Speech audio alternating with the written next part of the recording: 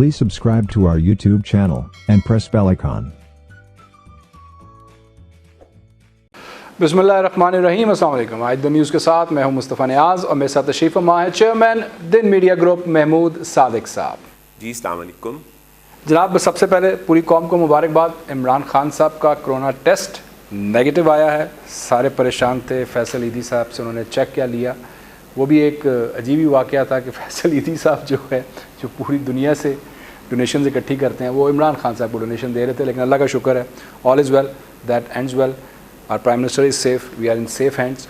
Obviously आज के programme में कोरोना के हवाले से बात होगी, क्योंकि खान साहब ने ये कहा है कि इबादत से नहीं रोक सकते, और बहुत अच्छी बात है। बिल्कुल इबादत से किसी को रोकना भी नहीं चाहिए, लेकिन साथ ही उन्होंने ये भी कहा कि अगर मसाजिद से कोरोना फैला तो मसाजिद बंद कर देंगे, अगर फैला तो मसाजिद बंद कर देंगे। यानी कि अभी हमने कुछ नहीं करना, अगर फैला तो बंद कर देंगे। इस वक्त डिबेट ये हो रही है कि दुनिया की मस्जिदुल हराम हो या मस्जिद नबी सल्लल्लाहु अलैहि वसल्लम, जो हर मुसलमान के लिए, हर एक को पता है कि दुनिया की सबसे अहम मस्जिदें, अगर वो बंद हैं तो फिर सिर्फ पाकिस्तान में क्यों इजाज़त दी गई है रमज़ान में तरावी की और बाकी नमाज़ों की? क्योंकि पूरे आलम इस्लाम में सिर्फ पाकिस्तान में ये इजाज़त है, बाकी हर जगह जो है वो पाबंदी है। इस पे बात करेंगे, क्योंकि जो सेक्रेटरी जनरल हैं अक़वाम मुत्तहिदा, वो कह रहे हैं कि अभी बदतरीन वक्त आना है। लेकिन प्रोग्राम में पहले बात होगी शेख रशीद साहब की स्टेटमेंट्स के हवाले से। वो सुलह सफ़ाई की बातें कर रहे हैं, प्राइम मिनिस्टर से उनकी मुलाकात भी हुई है, और पावर सेक्टर की जो रिपोर्ट है उसके ऊपर इस वक्त बहुत डिस्कशन हो रही है। आपके सामने रखेंगे उसका बैकग्राउंड क्या था, कौन से वो पीरियड्स थे जहाँ पे बिल्कुल पावर सेक्टर के अंदर काम नहीं हुआ, बाद में आने वाली हुकूमतों ने क्या किया, क्यों किया, IPPs क्या मान गए हैं, किसके ऊपर वो डिस्कशन करने के लिए तैयार हैं, और जो तेल की कीमतें गिरी हैं इसका हमें कोई फ़ायदा होगा या यहाँ पे निज़ाम वैसा ही चलेगा? तो जनाब महमूद साहब, सबसे पहले मुबारकबाद, नेगेटिव आ गई रिपोर्ट खान साहब की। मुबारक आपको। तो ये वैसे इनके कोई SOPs नहीं थे, ये जो मर्ज़ी जाके मिल ले इस तरह? तो ये तो बड़ा ख़तरनाक सिचुएशन नहीं है? कल कोई और बंदा मिलेगा तो उसको हुआ तो फिर टेस्ट होगा। देखिए, मैंने आपसे कहा था कि वो रिपोर्ट तो नेगेटिव ही आएगी। नहीं, वो आपको कैसे पता था कि नेगेटिव ही आएगी? रिपोर्ट तो का नेगेटिव आना ही बनता है। वो कैसे? ये तो वायरस है सर, कोरोना है, इसका ये पाकिस्तान में ना कोरोना को लिया जा रहा है एज ए स्टिग्मा, एक जिसे कहते हैं ना बुराई के तौर पे लिया जा रहा है, बीमारी के तौर पे नहीं लिया जा रहा। तो प्राइम मिनिस्टर की रिपोर्ट पॉजिटिव हो या नेगेटिव हो, रिपोर्ट जो पब्लिक को दी जाएगी वो तो नेगेटिव ही दी जाएगी। ये तो एक बात तय है। ये बरतानिया नहीं है जहां आपको जो रिपोर्ट एक्चुअल है वो देनी ही पड़ेगी। या तो हमारा ताल्लुक उस दुनिया से है जहां हुक्मरान अपनी मर्जी कर लेते हैं, भरपूर कर लेते हैं। Having said that, prime minister house है, उसके प्रोटोकॉल्स हैं। जब ईदी ने फैसल ईदी ने उन्हें चेक दिया है तो ज़्यादा से ज़्यादा फैसल ईदी के हाथ से चेक पे गए वायरसेस, और चेक से खान साहब के हाथ को लगे। लेकिन खान साहब की पूरी जो प्रोटोकॉल टीम है वो जैसे ही कोई मिल के जाता है उनके हाथ फ़ौरन सैनिटाइज़ भी करवाती है और जगह को भी सैनिटाइज़ करती है। चुनाचे इस चीज़ का इम्कान बहुत कम था कि उन्हें कोरोना पॉजिटिव निकलता। जी हाँ, पे मेरा आपसे इख्तलाफ है सर। सारी दुनिया को आप इख्तलाफ तो आप हर चीज़ पे कर सकते हैं। यहाँ पे आप सारी दुनिया को समझाते हैं मास्क पहनो, मास्क पहनो, मास्क पहनो। मैं तो खान साहब को भी समझाता हूँ। वही ना खान साहब ने मास्क पहना हुआ था वो तस्वीर में, ना हमारे फैसल ईदी साहब ने पहना हुआ था। दोनों बड़ी प्रोमिनेंट शख्सियात हैं पाकिस्तान की। ईदी साहब के फर्जंद हैं, हर बंदा उनकी इज़्ज़त करता है, काम भी बड़ा अच्छा वो कर रहे हैं। और उस मीटिंग में जो और दो लोग थे जो तस्वीर में नज़र आ रहे हैं, उन्होंने भी मास्क नहीं पहना हुआ था।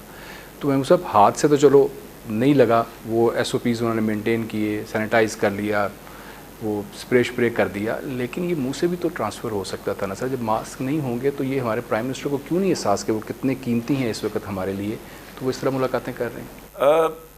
मुंह से ट्रांसफ़र होने के भी इम्कानात थोड़े कम थे, وہ اس لیے کہ جب یہ وائرس انیشل سٹیجز میں ہوتا ہے نا تو یہ بہت ہیویلی باہر نہیں آ رہا ہوتا, تو آپ کے بولنے سے یہ بہت زیادہ نقصان نہیں کر رہا ہوتا, اور بولنے سے جو ڈیمیج ہے وہ 3 فیٹ تک میکسیمم جا سکتا ہے, اس سے آگے نہیں جا سکتا. تو اکراس دا ٹیبل جب وہ بیٹھے ہوئے تھے تو ڈسٹینس تھوڑا زیادہ تھا, 4-5 فٹ کا فاصلہ تھا, وہ تو تھا, تو اس سے بھی امکانات نہیں تھے. اور پھر میں نے آخری بات تو یہ کہی تھی آپ کو کہ اگر وہ پازیٹیو ہوا بھی تو ہم نیگیٹو کر دیں گے, تو رپورٹ تو نیگیٹو ہی آنی تھی. رپورٹیں اب آپ صرف یہ دیکھیے گا کہ اگلے دنوں میں خان صاحب اگر پبلک میں گھلے ملے نظر آتے ہیں تو پھر وہ واقعی نیگیٹو ہے, اور اگر وہ آپ کو آئسولیٹڈ نظر آتے ہیں تو پھر رپورٹ مینیپولیٹڈ. کابینہ اجلاس وغیرہ اور باقی ہر جگہ میٹنگز وغیرہ جو ہیں وہ جو ہے وہ پتہ چلے گا, لیکن اللہ کرے جی اللہ کرے وہ ٹھیک, اور مطلب ہے امید ہے کہ انشاءاللہ نیگیٹو ہی ہوگی, اور اللہ تعالیٰ انہیں صحت بھی دے. بالکل. باقی بھی بہت رپورٹس آ رہی ہیں سر, وہ بڑی پازیٹیو آ رہی ہیں. میں ان رپورٹس کی طرف آتا ہوں, کرونا پہ ہی میں نے بات کرنی ہے, لیکن وہ بھی نیگیٹو ہی آ رہی ہیں نا سر. وہ آگے چل کے بات کرتے ہیں. پہلے ذرا یہ بتا دیجئے, جو ہمارے شیخ رشید صاحب ہیں, انہوں نے باتیں کی کہ جناب میں خان کو کہوں گا کہ میڈیا سے صلح کر لیں اور سیاستدانوں سے صلح کر لیں, اپوزیشن سے صلح کر لیں.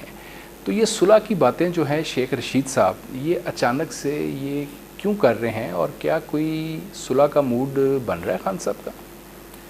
دیکھیں بات یہ ہے مصطفیٰ, خان صاحب نے ایک نیریٹو پہ سارے سیاستدانوں سے جھگڑا کیا ہوا تھا کہ میں تو ہوں ایک ایماندار آدمی, تم سارے کرپٹ ہو, اور میں کرپٹ لوگوں سے ہاتھ نہیں ملا سکتا.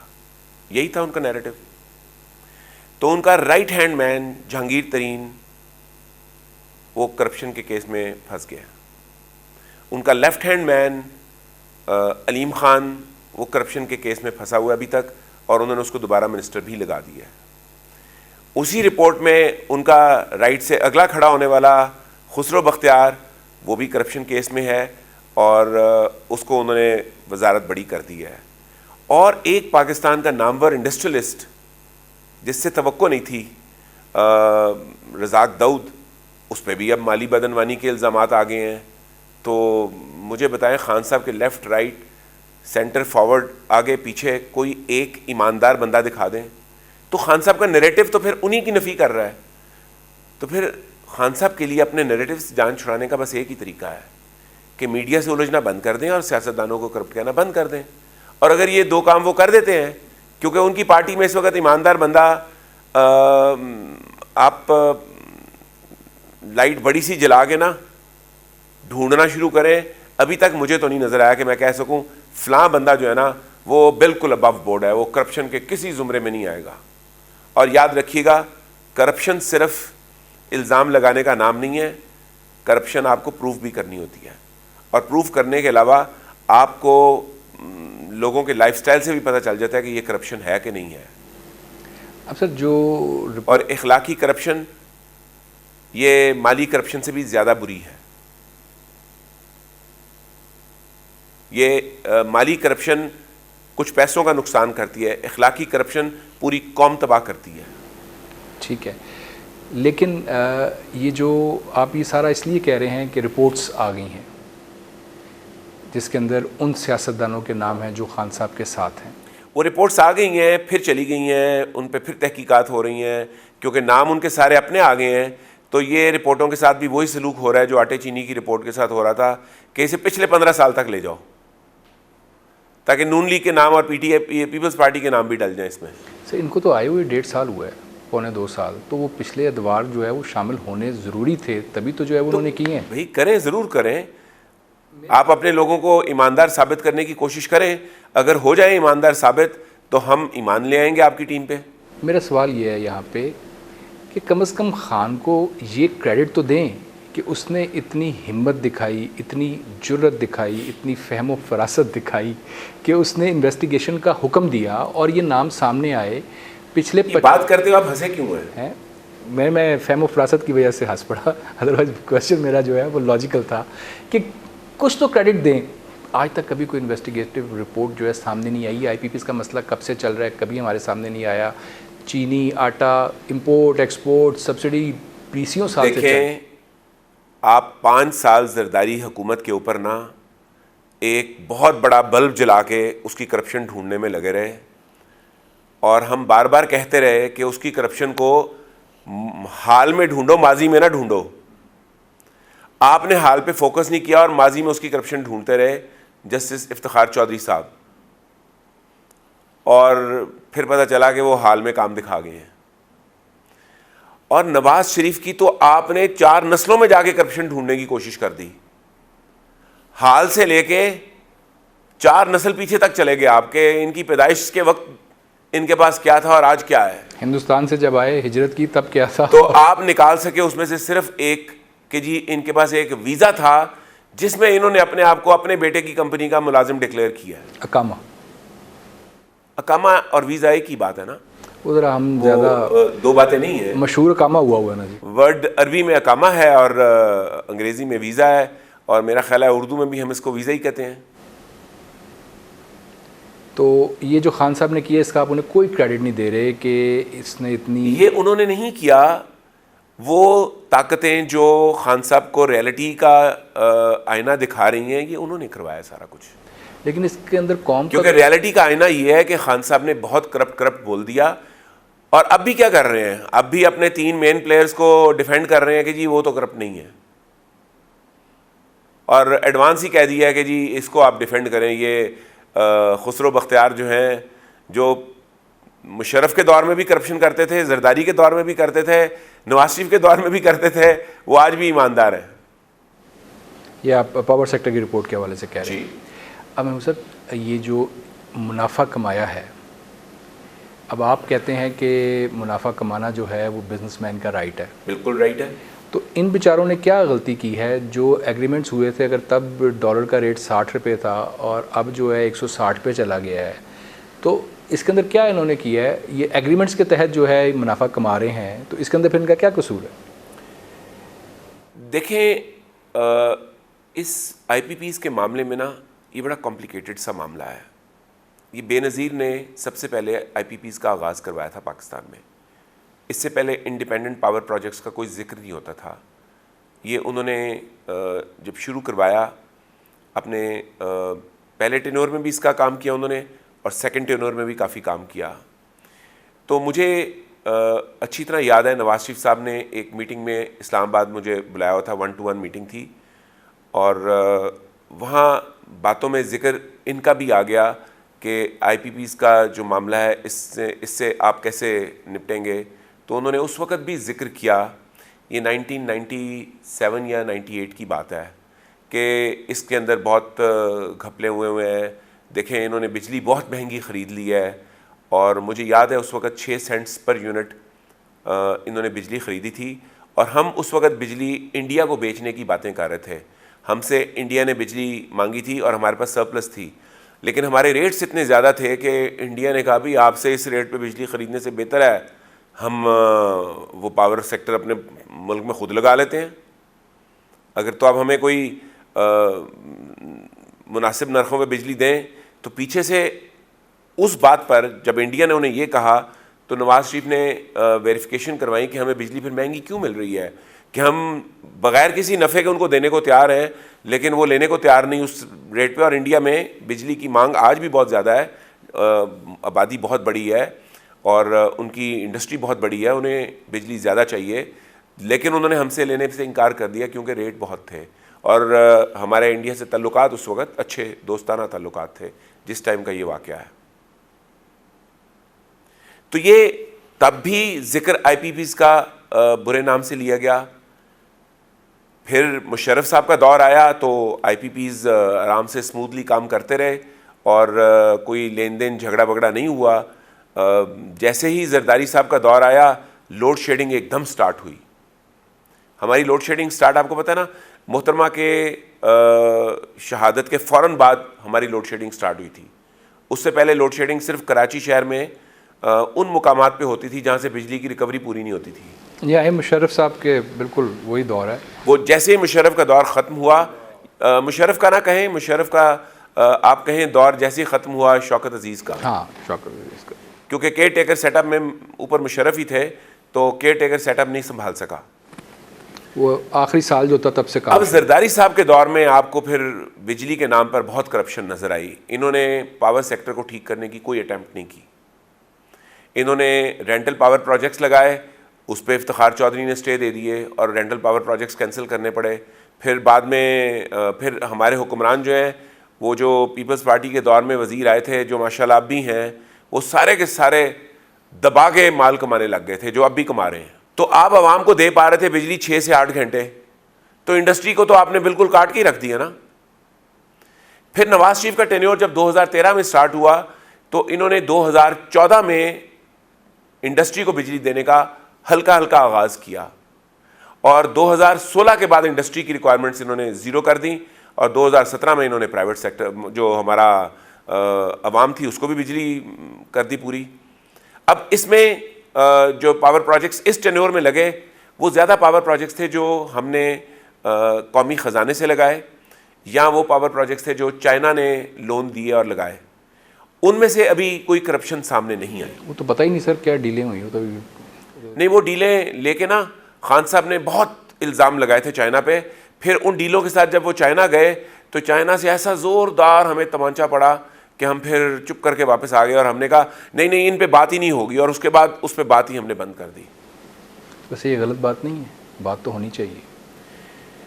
دیکھیں, چائنا نے آپ کو 2014 میں کہا تھا کہ میں آپ کو, ہم کیونکہ چائنا کا ہم راستہ بنتے ہیں, وہ جنگ جو افغانستان میں رشیا نے لڑی اور اس کو بیک یارڈ پہ پانی نہیں, سمندر نہیں مل سکا, وہ چائنا کو ہم مفت دے رہے تھے. رشیا نے, سوویت یونین نے اپنا سوویت یونین کا سٹیٹس ختم کر دیا اور رشیا بن گیا. اس جنگ کو لڑے بغیر ہم چائنا کو بیک یارڈ دے رہے تھے. تو چائنا نے نواز شریف صاحب کو یہ سمجھانے کی کوشش کی کہ آپ یہ جو ہم لگے ہوئے ہیں بہت بات کرنے کے one belt and one road منصوبہ, اس کا ذکر بند کر دیں, جس کو ہم عام حالات میں سی پیک کہتے ہیں. اس پروجیکٹ پہ چائنا نے انہیں اندیا دیا تھا کہ ہم لامحدود انویسٹمنٹ کر دیں گے, یعنی فگرز انہوں نے کہی تھی ہم 150 سے لے کے 500 ارب ڈالر انویسٹ کر دیں گے, جس سے آپ کی اکانومی جو ہے وہ 2023 تک 1 ٹریلین کا بینچ مارک کراس کر جائے گی, جی ڈی پی آپ کی. لیکن پاکستانی ہے نا ہم نے پاکستان میں ایک ایسی پولیٹیکل فضا کھڑی کر دی کہ اس پولیٹیکل فضا کے نتیجے میں نواز شریف کو بھی ڈیفینس میں آ کے کہ جی میں کچھ کر رہا ہوں دکھانا پڑا کہ جی ہم چائنا کے ساتھ مل کے یہ کچھ کر رہے ہیں. جو چیزیں ہمارے دشمنوں کو ادروائز نہ پتہ چلتی ہم نے خود ہی بتا دیں. یعنی امریکنز نے اس میں بھارت کو تو فائدہ ہوتا اگر وہ اس پروجیکٹ میں شامل ہو جاتا, لیکن بھارت جانتا تھا کہ امریکہ یہ ہونے نہیں دے گا. یہ اس خطے کی بالادستی کی بات تھی. اس خطے کی بالادستی میں بھارت اتنا ہی فائدہ مند ہوتا جتنا چائنا تھا اور جتنا پاکستان ہوتا, لیکن امریکہ ایک لوزر بن جاتا. پورا ریجن گرو کرتا, پورا ریجن گرو کر جاتا. آپ دیکھیں نا, آپ بھارت کو اپنا دشمن کہتے ہیں, آپ کے اندر سے گزر کے اس نے جانا تھا اور سینٹرل ایشیا پورا اس کو مل جانا تھا, مڈل ایسٹ پورا مارکیٹ سڑکوں سے مل جانی تھی, اور چائنا کا جو ایسٹرن جو ہماری طرف والا پارٹ ہے وہ بھی اس کو آرام سے مل جانا تھا.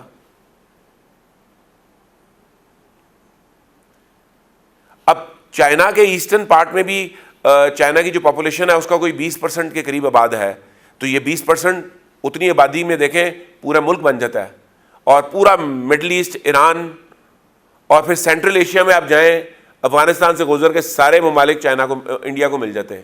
تو انڈیا کو اس میں کوئی پرابلم نہیں تھی, پرابلم تھی امریکہ کو, کیونکہ یہ خطہ اگر بڑا ہو جاتا تو امریکنز کی جو ہیج منی ہے ورلڈ وائڈ, جو وہ اونلی سپر پاور کا جسے کہتے ہیں اسٹیٹس انجوائے کر رہے تھے, وہ سپر پاور کا اسٹیٹس ان کا ختم ہو جاتا.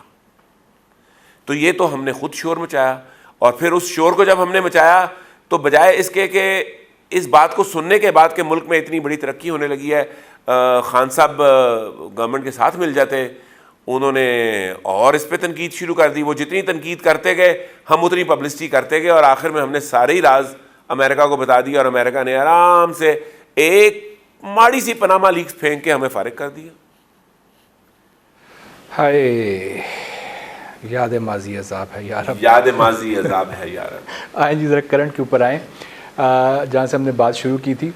شیخ صاحب یہ کہہ رہے ہیں کہ جناب جڑے میاں محمد شہباز شریف صاحب آئے سن نا اے آئے سن قومی حکومت کھیڈن تے او اس طرح دا کوئی پلان نہیں, کوئی ایسی گل نہیں, اے ہن آ کے جڑا نا پھنس گئے نے. تو یہ قومی حکومت کے لیے آئے تھے, اچانک ایک دن فیصلہ کیا کہ چلو چلتے ہیں. دیکھیں میں نے آپ کو ڈے ون سے کہا ہے کہ ان کو وزیر اعظم بننے کی اجازت نہیں ہے. چنانچہ اگر کوئی قومی حکومت بنی بھی تو اس میں عمران خان کی پارٹی کے لوگ ہوں گے, ان کی پارٹی کے لوگ ہوں گے, یہ نہیں ہوں گے ایز اے پرائم منسٹر. تو پھر کی کرنا ہے سر؟ میں نے تو بڑا سمجھانے کی کوشش کی تھی نہ آئیں, اور مجھے پھر انڈائریکٹ سورسز نے کہا کہ یہ کسی انڈرسٹینڈنگ سے آئے ہیں, لیکن میرا ذاتی خیال یہ ہے کہ یہ کسی انڈرسٹینڈنگ سے نہیں آئے ہوئے. ایسی وجہ سے نیب بلا رہے ہیں کہ آ جاؤ بھائی جان. نیب تو اس لیے بلا رہا ہے کہ خان صاحب نہیں چاہتے کہ نون لیگ, خان صاحب نون لیگ سے خائف ہیں, آپ کو پتہ نا, بڑے شدید. تو ویسے اب ان کے پاس چوائس کوئی نہیں ہے سوائے اس کے کہ اب یہ لڑائی ختم کر لیں, کیونکہ کرونا جانے نہیں لگا. یہ بات ان کو سمجھ آ چکی ہے کہ corona is there to be, اور اب ہم نے اس کو فیس کیسے کرنا ہے, تو پولیٹیکل لڑائیوں سے یہ فیس نہیں ہونے لگا. آپ یہ بات کر رہے ہیں, لیکن نون لیگ نے کل جن خدشات کا اظہار کیا, سارے دوست جو ہے کل پارلیمنٹ کے باہر جو ہے وہ موجود تھے, میں ذرا آپ کو سنا دیتا ہوں انہوں نے کیا کہا, پھر ذرا اس پہ مزید بات کر لیتے ہیں. سنائیے جی. یہ چینی کا تحقیقاتی کمیشن جو بنایا گیا ہے, ہم نے پہلے بھی کہا تھا, ہم نے سنا ہے اس کا نیب نے بھی نوٹس لیا ہے, لیکن ہمیں نہ نیب پر اعتماد ہے نہ ایف آئی اے پر اعتماد ہے, کیونکہ وہ اصل مسئلے کی طرف آ نہیں رہے. اگر مل مالکان نے کچھ کیا ہے بالکل ان کو پکڑنا چاہیے, لیکن اصل مسئلہ تو حکومت کی اپنی کارکردگی رہی ہے, اپنی پالیسی رہی ہے.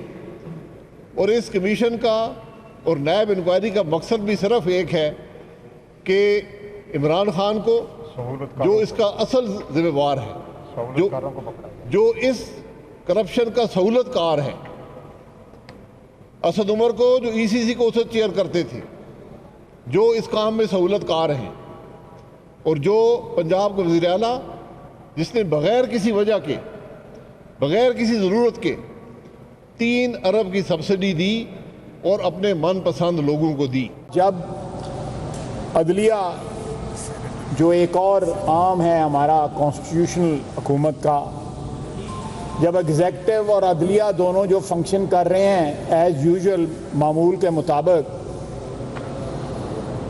تو پارلیمنٹ کو معطل کرنا یا اس کو لاک ڈاؤن کرنا جو ہے غیر آئینی بھی ہے, اور یہ آئین کے ساتھ ایک مذاق ہے, آئین کو ڈسٹارٹ کرنے کی کوشش کی جا رہی ہے. اگر ورچوئل اجلاس بلانے کی کوشش کی گئی تو ہم ہر وہ حربہ آزمائیں گے جس سے یہ یقینی بنایا جائے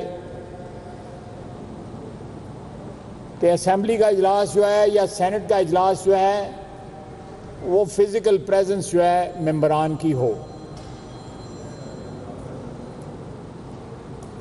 آئندہ 2 ماہ میں بجٹ بھی آنے والا ہے.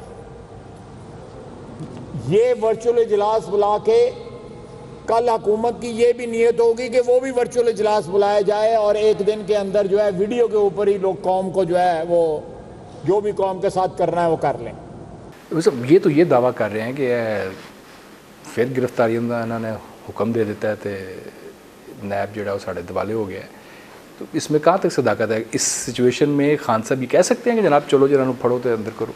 جی خان صاحب سے آپ کچھ بھی توقع کر سکتے ہیں, لیکن ایٹ دا سیم ٹائم میرا ذاتی خیال ہے کہ پریشر ڈال کے خان صاحب اب اپنی جسے کہتے ہیں نا ڈیزائرز اچیو کرنا چاہتے ہیں. جیسے میر شکیل کے ساتھ بھی میری انڈرسٹینڈنگ جو ہے وہ یہ ہے کہ ان کی اندر سے مکمکا ہو گئی. اب وہ گورنمنٹ کے ساتھ تھوڑا ہاتھ ہلکا رکھنے کے وعدے پہ شاید ان کی بیل ہو جائے.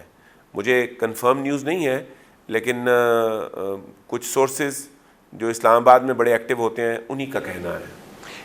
اور یہ بھی بات آج کل بہت چرچا اس کا ہے کہ سیاستدان اور میڈیا جو ہیں یہ اب ایک پیج پہ آ جائیں. ٹھیک, اب جو یہ شیخ رشید صاحب یہ پیشکش کر رہے ہیں, یہ کیوں کر رہے ہیں؟ یہ آپ کو پتہ ہے وہ کن کو؟ 2 وجوہات ہو سکتی ہیں جناب. ایک یہ کہ شیخ رشید پاور کوریڈورز کے کافی قریب ہیں, وہاں سے بھی ان کو ہو سکتا ہے کہا گیا ہو کہ یار سمجھاؤ اس کو، کیونکہ یہ ٹائم نہیں ہے کرپشن کے رولے ڈالنے کا، اور یہ ٹائم نہیں ہے انتقامی سوچ کے مظاہرے کا، کیونکہ بہرحال پاور کوریڈورز جو ہیں جب خان صاحب کوئی بہت بڑی میں ورڈ کیا یوز کروں اس کے لیے کرتے ہیں تو پھر پاور کوریڈورز کو بھی شرمندگی کا سامنا کرنا پڑتا ہے. ٹھیک. ویسے میرے پاس یہ خبر ہے کہ شیخ رشید صاحب کو جو ملاقات ہوئی تھی پرائم منسٹر صاحب سے، پرائم منسٹر نے کہا کہ یار چھڑ تو ریلوے تے وزارت اطلاعات و نشریات سنبھال، اتنے بڑی ضرورت ہے. شیخ صاحب لگتا ہے آپ کو کہ اس کرائسس سچویشن میں سنبھالنا چاہیے انہیں، کیونکہ وہ دعوے کر رہے ہیں کہ میڈیا کے ساتھ صلح کرا دوں گا. نہیں، اس میں کوئی شک نہیں ہے کہ ریلوے میں شیخ رشید کوئی کارکردگی نہیں دکھا سکے. سعد رفیق نے ان سے بہت بہتر سنبھالا ہوا تھا، بہت فرق. لیکن اگر وہ انفارمیشن منسٹری میں آئے تو یہاں بڑے افیکٹو ہوں گے، کیونکہ کوئی ڈاؤٹ نہیں ہے وہ میڈیا کے اندر سبھی کے ساتھ ہیں. مجھے ایک بریک کا کہا جا رہا ہے، میں اس بریک سے واپس آتے ہیں تو ذرا پیٹرولیم کے حوالے سے ہمیں سمجھائیے گا، اور پھر ذرا کرونا پہ بھی کچھ کویسچنز ہیں میرے پاس، وہ بھی آپ کے سامنے رکھیں گے ایک بریک کے بعد. Stay tuned.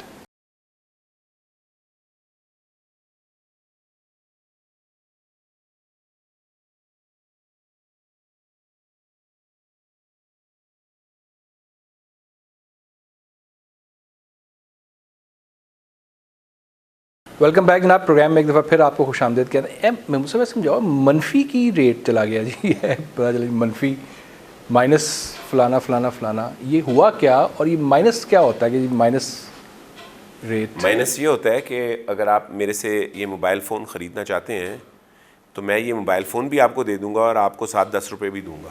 واہ سبحان اللہ. تو اس وقت پیٹرولیم کے پرائسز کے یہ ریٹ ہے. جہاں آپ منفی پڑھیں اس کا مطلب یہ ہے. ٹھیک. تو اس وقت جو ہے وہ امریکہ پاس سے ڈالر بھی دے رہا ہے تو پیٹرول بھی دے رہا ہے کہ لے لو، تو کوئی لینا لا نہیں. دیکھیں پیٹرولیم کی ٹریڈ جو ہے نا یہ ہوتی ہے فیوچرز کموڈیٹی ٹریڈ کے طور پہ. یعنی آج بیٹھ کے جو میں سودا خریدتا ہوں اس کی ڈیلیوری ہونی ہوتی ہے مجھے شاید 1 یا 1.5 مہینے بعد. مجھے ایگزیکٹ ٹائم نہیں پتا کتنے دنوں کے بعد، لیکن وہ ایک سائیکل ہے کہ آپ آج پیمنٹ کریں گے. اب جو میں نے آئل آج لیا ہے اور وہ بیچا نہیں اور وہ میرے پاس رہ گیا ہے، اب وہ ڈیلیوری کا ٹائم آ گیا ہے. اب وہ ڈیلیوری کا ٹائم آ گیا ہے تو اب مجھے وہ ڈیلیوری لینی ہے، مجھے وہ آئل اٹھانا ہے، اور میرے پاس کسٹمر کوئی نہیں ہے. اب اگر میرے پاس کسٹمر نہیں ہے تو میں کیا کروں؟ تو وہ آئل میں کہاں ریزرو سنبھالوں گا؟ تو پھر میں ٹینکر کو کہتا ہوں یار تم اس کو بھر لو، جب ڈیمانڈ نکلے گی تو ہم دے دیں گے. ٹینکر والا کہتا ہے میرا کرایہ دو. تو پھر میں کہتا ہوں اچھا یار یہ تم فری لے لو. وہ کہتا ہے فری نہیں، میرے ٹینکر کا کرایہ بھی ساتھ دو. میں کہتا ہوں اچھا کسی اسٹیٹ کو کہ تم خرید لو، ٹینکر کا کرایہ بہت زیادہ بن رہا ہے. تو اسٹیٹ کہتی ہے میں خرید لیتی ہوں لیکن اس کو آپ میرے پورٹ پہ بھی پہنچا دیں اور مجھے اسٹوریج کے لیے جو پیسہ خرچنا پڑے گا وہ بھی آپ ہی دے دیں، میرے پاس اسٹوریج موجود ہے. تو مجھے تو اس آئل سے جان چھڑانی ہوتی ہے. سمندر میں اس کو پھینک نہیں سکتا کیونکہ آبی حیات تباہ ہو جائیں گی. میں خشکی پہ اس کو گرا نہیں سکتا، تو مجھے اسے کسی اسٹوریج میں ڈلوانا ہے لازمی. تو یہ وہ سچویشن پہلی دفعہ پیٹرولیم کی تاریخ میں جب سے petroleum as a commodity use ہونا شروع ہوا ہے، یہ موقع آیا ہے کہ لوگ پیٹرول خریدنے کو تیار نہیں. اور اس کی وجہ بہت سمپل ہے، انڈسٹری 80% 90% بند پڑی ہے، تو انڈسٹری کی پیٹرولیم کنزمپشن ختم ہو گئی. جو پاور سیکٹر کو پیٹرولیم چاہیے ہوتا ہے تو بند انڈسٹری کی وجہ سے پاور سیکٹر کو بھی اتنی پیٹرولیم کی ضرورت نہیں رہی. ٹرانسپورٹ ساری بند پڑی ہوئی ہے تو ٹرانسپورٹ کو پیٹرولیم پروڈکٹس کی ضرورت نہیں رہی. ہر بندہ گھر میں قید ہے تو گاڑیوں کو پیٹرولیم پروڈکٹس کی ضرورت نہیں رہی. اور ہوائی جہاز بھی گراؤنڈ ہوئے ہیں تو جہازوں نے بھی پیٹرولیم استعمال نہیں کیا، تو پھر جانا کہاں ہے پیٹرولیم نے؟ اور یہ اس امید پہ پمپ کرتے رہے کہ ان کا خیال تھا کہ کرونا کا ایفیکٹ جو ہے یہ آپ کو پتہ ہے کرونا سٹارٹ ہوا تھا دسمبر میں، اور عام امید یہ کی جا رہی تھی کہ فیبری کے اینڈ تک یہ ختم ہو جائے گا. جب میں یہ کہہ رہا تھا کہ اس کو آپ سمجھیں کہ یہ بھی شروع بھی نہیں ہوا، اور میں یہ کہہ رہا تھا اس سے گھبرانے کی ضرورت نہیں ہے، اس سے نمٹنے کے طریقے پلان کرو. تو دنیا اس وقت یہ امید لگا کے بیٹھی ہوئی تھی. اور جو بائر تھے وہ اس امید پہ تھے کہ اگر ہمیں اس وقت سستا مل رہا ہے، مثلاً $20 میں کسی نے خریدا ہے تو $20 کا پیٹرولیم مل رہا ہے تو یار یہ 30 میں تو چلا ہی جائے گا نا جیسے حالات ٹھیک ہوں گے. آپ سٹاک مارکیٹ کو دیکھتے ہیں نا، جمپ لے کے اوپر آتی ہے تو کیوں اوپر آتی ہے؟ بند پڑی انڈسٹری کی سٹاک مارکیٹ کیسے اوپر چلی جاتی ہے؟ لوگوں کو امید ہے کہ جیسے ہی یہ بند مارکیٹ کھلے گی تو ایک دم بزنس دوبارہ کھلے گا اور اس کے کھلنے سے اکانومی گرو کرے گی، جبکہ حالات جو ہیں وہ اس کے بڑے برعکس ہیں. یہ کرونا جو ہے اس کی پیکس جو ہیں وہ میں نہیں سمجھتا کہ گرمیوں میں آئیں گی، اور میں ابھی بھی اپنے اس موقف پہ قائم ہوں کہ پاکستان کے شدید گرم ویدر کی وجہ سے اس نے ہمیں تنگ نہیں کیا. ہمارے ہاں ٹوٹل ڈیتھس جو ہیں وہ 200 کے قریب ہیں، 214، اور ہماری انفیکشنز جو ہیں وہ 10,000 کے قریب ہیں، 9,000 کچھ تھیں کل رات، 9,700. تو 10,000 اور 200 یہ دنیا کی لوسٹ ڈیتھ ریٹ ہے، جس کا مطلب ہے کہ انفیکشن کرونا یہاں پہ ہم لوگوں کو نہیں اثر کر سکا. اب یہ میرا ماننا ہے کہ ہاٹ ویدر کی وجہ سے، کسی اور کا ماننا ہوگا کہ ٹیوبرکلوزس کی وجہ سے، لیکن ایک بات طے ہے، اس میں حکومتوں کا یا ہمارے ہیلتھ سسٹم کا کوئی کمال نہیں ہے.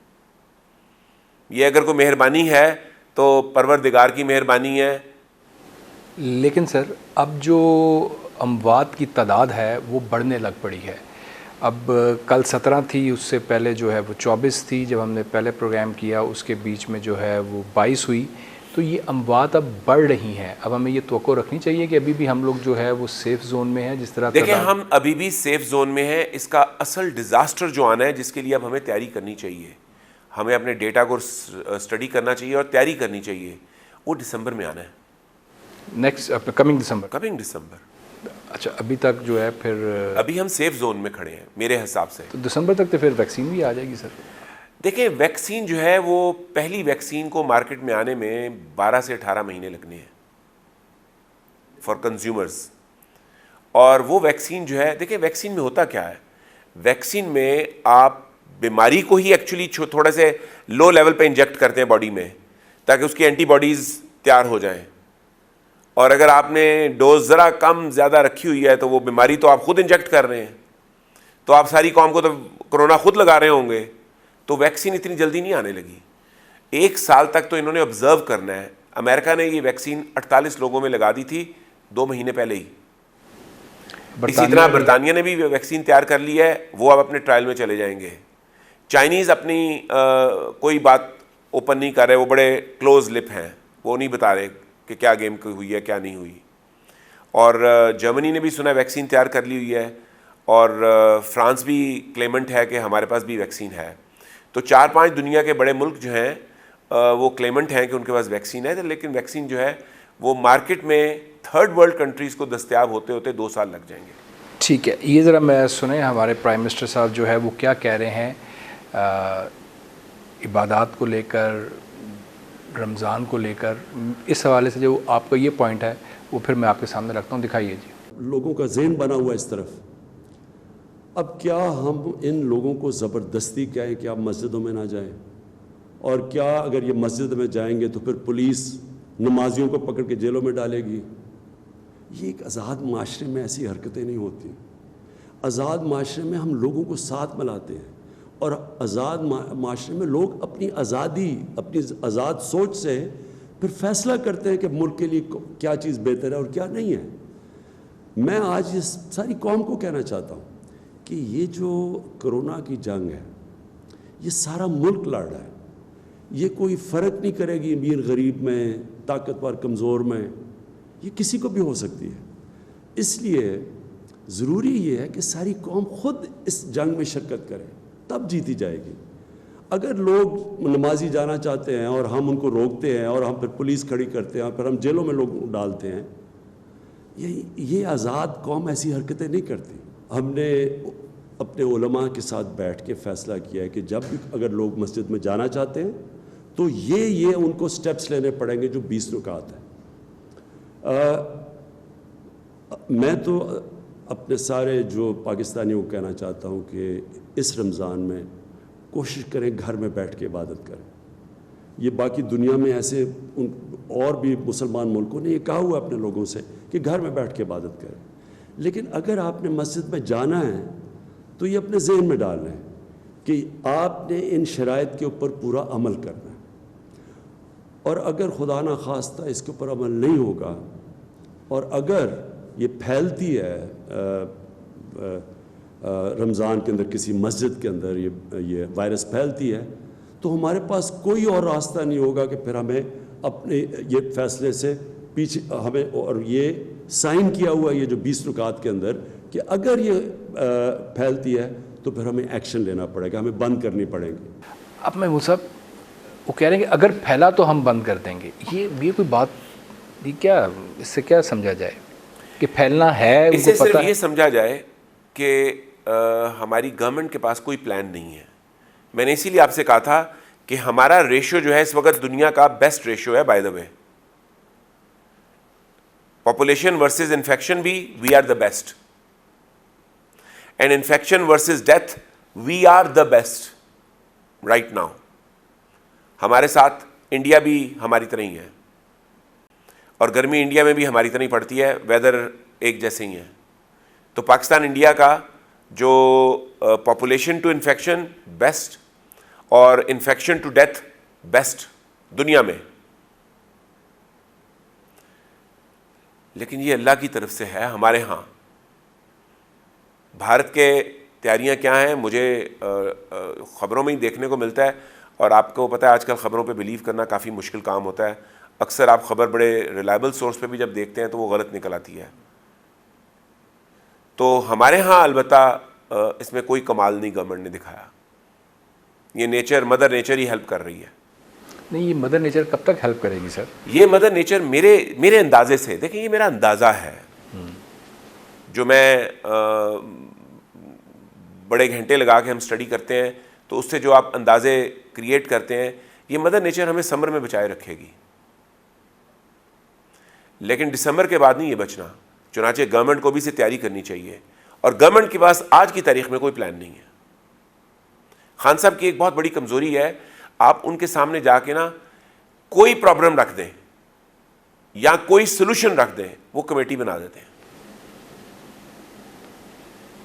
اور اس کمیٹی کے تمام ممبروں کو پتا ہوتا ہے کہ ہم اپنے فائنڈنگز لینے کے بعد ہم محنت کر کے فائنڈنگز نکال لیں گے، خان صاحب نے وہ فائنڈنگز پہ ایک اور کمیٹی بنا دینی ہے۔ لہٰذا مجھے ہیلتھ سیکٹر میں کوئی کام ہوتا ہوا نظر نہیں آ رہا۔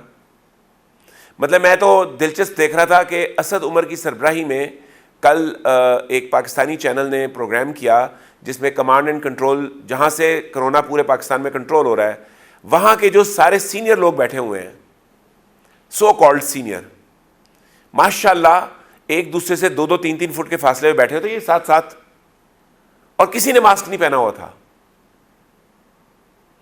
کسی نے دستانے نہیں پہنے ہوئے تھے، اور وہ پورے پاکستان کا کرونا کنٹرول کر رہے تھے۔ پالیسی کرونا کی وہاں سے چلتی ہے، تو اب کیا کہیں گے اس کو؟ لا علمی کی کون سی لیول کہیں گے آپ؟ نہیں سر، اس پہ آپ نے ایک دفعہ کہا تھا کہ we are people of faith, اس کو کہیں گے بلیف، سانو نہیں ہونا۔ وہی آپ کہہ رہے ہیں کہ خاص کرم ہے، تو وہ بھی سمجھ دینا کہ خاص، میں نے کہا ہے کہ ابھی تک خاص کرم ہی ہے، میں نے یہ نہیں کہا کہ یہ کرم کوئی گارنٹیڈ بات ہے۔ اب میں یہی پوچھنا چاہ رہا ہوں کہ اب دیکھیں نا، کنفرم تو نہیں ہے، اور ہم نے ٹیسٹنگ میں سب کی کتنی ہے، 1,00,000 ایک ٹیسٹ کیے ہوں گے، 1,00,000 کیے ہوں گے، اس کے اندر سے یہ سارا جو ہے وہ ڈیٹا نکل کے سامنے آ رہا ہے۔ دنیا ٹیسٹ کر کے کہاں سے کہاں چلے گئی ہے، وہ اب سٹیٹس بنا سکتی ہے، وہ گراف بنا سکتی ہے، وہ بتا سکتی ہے کہ پیک گزر گئی ہے یا پیک آنی ہے، یا پیک تو آنی ہے نا سر، وہی نا۔ یہ آپ بات ذہن سے نکال دیں کہ کرونا پاکستان سے یا ایون دنیا کے کسی بھی ملک سے ختم ہو جائے گا۔ جیسے زکام ہماری زندگی کا حصہ بن چکا ہے، یہ بھی ہمارا حصہ ہے، اب اس کو ہم نے نمٹنا سیکھنا ہے۔ لیکن یہ ہماری، آپ کہہ رہے ہیں نا کہ ان سے کوئی امید نہیں ہے، یہ کس طرح دونوں محاذوں پہ لڑیں گے؟ پچھلے سیزن میں یاد ہے ڈینگی کے سیزن میں کیا خوفناک صورت، دیکھیں ہمارے نعرے بھی یہ ہیں کہ کرونا سے ڈرنا نہیں، لڑنا ہے۔